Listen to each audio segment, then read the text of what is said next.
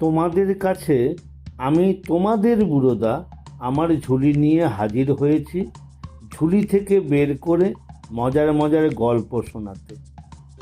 তাহলে আমি ঝুলি খুলছি খুলছি, দেখি আজ তোমাদের জন্য কোন গল্প ঝুলি থেকে বেরোয়। আজ আমি আমার ঝুলি খুলে যে গল্প বইটি বার করেছি সেটি হলো স্বামী বিশ্বাশ্রয়ানন্দের লেখা শিশুদের রাম ও কৃষ্ণ। গল্প বইটিকে আমি কয়েকটি পর্বে ভাগ করেছি। কণ্ঠে আমি সুমঙ্গল সিংহ ওরফে তোমাদের বুড়োদা। ক্ষুদিরাম চট্টোপাধ্যায়। শ্রীরামকৃষ্ণের পিতা ক্ষুদিরাম চট্টোপাধ্যায় নিষ্ঠাবান ব্রাহ্মণ ছিলেন। তাঁর বাড়িতে রঘুবীর ও শীতলা দেবীর নিত্য সেবা ছিল। ক্ষুদিরাম খুব সরল, ধার্মিক আর উদার ছিলেন। রঘুবীর ও শীতলা দেবীকে নিজের আত্মীয়ের মতোই ভালোবাসতেন, অতি আপনজন বলে ভাবতেন। শীতলা দেবীকে দেখতেও পেতেন তিনি। সকালবেলা যখন পুজোর ফুল তুলতে যেতেন, দেখতেন ছোট একটি বালিকার বেশে শীতলা দেবী তাঁর সঙ্গে সঙ্গে ঘুরছেন। অনেক সময় আবার ফুল গাছের ডাল নুইয়ে ধরছেন, যাতে ক্ষুদিরামের ফুল তোলা সহজ হয়। শ্রীরামকৃষ্ণের মা চন্দ্রমণিও ক্ষুদিরামের মতো সরল উদার ছিলেন। তিনিও ব্রহ্মা, লক্ষ্মী দেবী প্রভৃতি অনেক দেবতাকে দেখেছেন, তাদের সঙ্গে কথাও বলেছেন। যারা সরল, উদার, ধার্মিক, তাদের ঘরেই ভগবান আসেন। শ্রীরামকৃষ্ণদেব বলেছেন, নন্দঘোষ কত সরল ছিলেন, দশরথ কত সরল ছিলেন, তাই ভগবান তাদের ছেলে হয়ে এসেছিলেন। ভগবানকে দেখা যায়, তার সঙ্গে কথা বলা যায়। যারা খুব সরল, উদার, যারা ভগবানকে খুব ভালোবাসে, ভগবান তাদের দেখা দেন। রাম রূপে, কৃষ্ণ রূপে, কালী রূপে, শীতলা দেবী রূপে। যে যেভাবে তাকে ডাকে, যেভাবে দেখতে চায়, তাকে সেই রূপেই দেখা দেন। ক্ষুদিরামের সত্যনিষ্ঠা। ক্ষুদিরামের বাড়ি ছিল পশ্চিমবঙ্গের হুগলি জেলার দেড়ে গ্রামে। সেখানেই ছেলেবেলা থেকে প্রায় 40 বছর বাস করেছেন। পত্নী চন্দ্রা দেবী, পুত্র রামকুমার ও কন্যা কাত্যায়নীকে নিয়ে ঠাকুর সেবা নিয়ে সেখানে বেশ আনন্দে তাঁর দিন কাটছিল। দেড়ে গ্রামে তাঁর অবস্থাও খুব ভালো ছিল। 150 বিঘে জমি, পুকুর, বাড়ি সব ছিল। তাঁদের প্রতিষ্ঠা করা শিব মন্দির ও পুকুর এখনো আছে। পুকুরটির নাম চাটুর্যে পুকুর। ওখানকার জমিদারের নাম ছিল রামানন্দ রায়। পাশের গ্রাম সাতবেড়েতে তিনি থাকতেন। তিনি একবার ক্ষুদিরামকে একটা মিথ্যা সাক্ষী দিতে বললেন। তা কখনো হয়? ক্ষুদিরাম যে ভুলেও মিথ্যা কথা বলেন না। তিনি জানেন ভগবান সত্য খুব ভালোবাসেন। যার সত্যে আঁট আছে, সে তো ভগবানের কোলে বসে আছে। ক্ষুদিরাম মিছে কথা বলতে রাজি না হওয়ায় জমিদার তাকে ভয় দেখালেন। বললেন, তাহলে তোমার সব কেড়ে নিয়ে গ্রাম থেকে তাড়িয়ে দেব। ক্ষুদিরাম তাতেও ভয় পেলেন না। সত্য রক্ষার জন্য সব দুঃখ তিনি সইতে পারবেন, কিন্তু মিছে কথা বলে ভগবানের কাছ থেকে দূরে যেতে পারবেন না। জীবনের উদ্দেশ্যই তো ভগবান লাভ। জমিদার ক্ষুদিরামের নামে মিথ্যে মামলা এনে তার সব কেড়ে নেবেন, জমি, বাগান, বসতবাটি সব। ক্ষুদিরামের কামার পুকুরে আগমন। পিতৃপুরুষের ভিটে ছেড়ে, ঘর বাড়ি, বিষয় সম্পত্তি সব ছেড়ে দেড়ে গ্রাম থেকে চিরদিনের জন্য চলে যেতে হবে।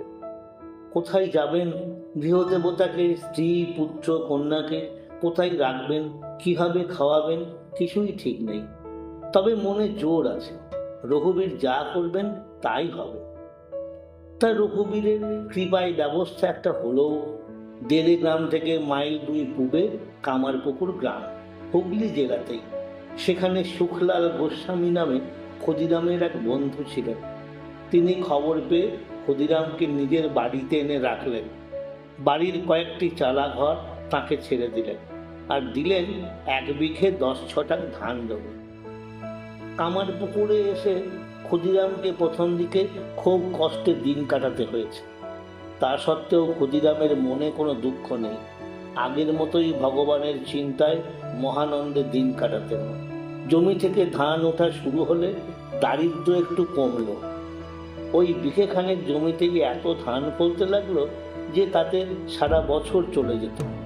অতিথি সেবার মতো কিছু বাড়তিও হতো। বছর ৩-৪ পর থেকে ক্ষুদিরামের এক ভাগ্নে মাসে ১৫ টাকা করে সাহায্য পাঠাতে লাগলেন। এতে সংসারের দারিদ্র্য আরো কমল। মোটা ভাত কাপড়ের অভাব আর রইল না।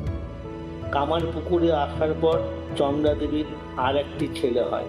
রামেশ্বর তীর্থ দর্শনের পর ছেলেকে পেয়েছেন বলে ক্ষুদিরাম তার নাম রাখলেন রামেশ্বর। এরও কয়েক বছর পর চন্দ্রমণির কোল আলো করে এলেন শ্রীরামকৃষ্ণ। সে এক অদ্ভুত ব্যাপার। ক্ষুদিরামের সৌভাগ্য। কামার পুকুরে আসার পর প্রায় বছর ২০ হয়ে গেছে। ক্ষুদিরামের বড় ছেলে রামকুমার ততদিনে সংস্কৃত শিখে স্মৃতির পণ্ডিত হয়েছেন, কিছু কিছু রোজগারও করছেন।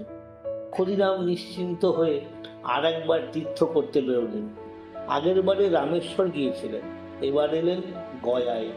সেখানে অদ্ভুত এক স্বপ্ন দেখলেন গয়ায় মন্দিরের গদাধর রূপে ভগবান তাকে দেখা দিয়ে বলছেন, আমি তোমার ঘরে যাব, তোমার ছেলে হয়ে যাব। ভগবান সন্তান হয়ে ঘরে আসবেন, ভক্তের কাছে কত বড় সৌভাগ্যের বিষয়। কতজনের আর এই মহা সৌভাগ্য হয়েছে আজ পর্যন্ত। কিন্তু ক্ষুদিরাম ভগবানকে খুব ভালোবাসতেন তো, তাই নিজের সৌভাগ্যের কথা ভাবলেনই না। ভগবানের কষ্ট হবে এই কথাটাই বড় হলো তার কাছে। তাই বললেন, আমার ঘরে এলে তোমার যে কষ্ট হবে ঠাকুর, আমি যে গরিব, তোমাকে ভালোভাবে খাওয়াতে পড়াতে পারবো না। নারায়ণ কিন্তু হেসে বললেন, আমি যাব তোমার ছেলে হয়ে, তুমি যা খাওয়াবে, যেমন রাখবে, তাতেই আমি খুশি থাকবো। আনন্দে ক্ষুদিরামের চোখে জল এলো। পরমানন্দে বিভোর হয়ে ক্ষুদিরাম দেশে ফেরার পথ ধরল। শিব মন্দিরে চন্দ্রা দেবীর দর্শন। এদিকে কামার পুকুরে চন্দ্রা দেবীরও এক অদ্ভুত দর্শন হলো। বাড়ির কাছেই যোগীদের শিব মন্দির। চন্দ্রা দেবী সেখানে একদিন দাঁড়িয়ে আছে। হঠাৎ দেখেন শিবের গা থেকে জ্যোতি বেরোচ্ছে। সেই জ্যোতিতে সারা মন্দির ভরে গেল। তারপর মন্দির থেকে বেরিয়ে এসে চন্দ্রা দেবীর ভেতর সে জ্যোতি ঢুকে গেল। চন্দ্রা দেবী ভয় পেলেন। পরে বুঝেছিলেন ভগবান তাঁর ছেলে হয়ে জন্মাবেন, তাই এইভাবে সেদিন জ্যোতির আকারে তার মধ্যে এসেছেন।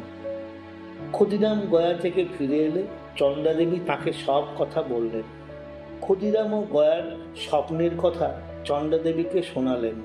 তখন দুজনেরই জোর বিশ্বাস হলো যে ভগবান তাঁদের ছেলে হয়ে আসছেন।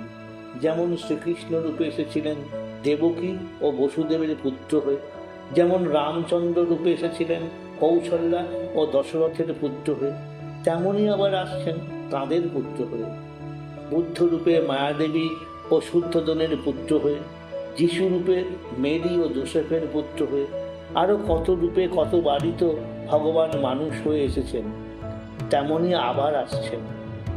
মানুষ যখন ভগবানের কথা ভুলে যায়, তাঁর কাছে যাবার পথ হারিয়ে ফেলে, তখন ভগবান এভাবে মানুষ হয়ে এসে তাঁর কথা আবার মনে করিয়ে দেন, তাঁর কাছে যাবার পথ দেখিয়ে দেন।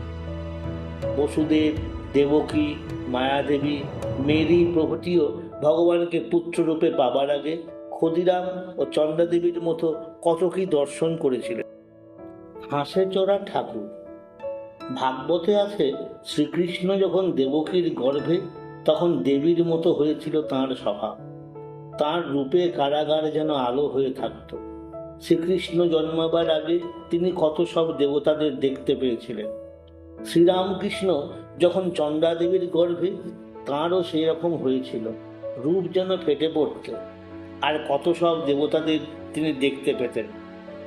ভগবান ছেলে হয়ে আসছেন, তাই সব মানুষকে তো বটেই, দেবতাদেরও চন্দ্রা দেবী নিজের ছেলের মতোই দেখতেন, ছেলের মতোই ভালোবাসতেন।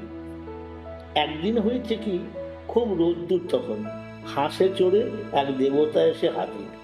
মুখটি তার লাল। ব্রহ্মা এসেছিলেন। তা চন্দ্রা দেবী তো শাস্ত্র টাস্ত্র পড়েননি, ব্রহ্মার ছবিও দেখেননি।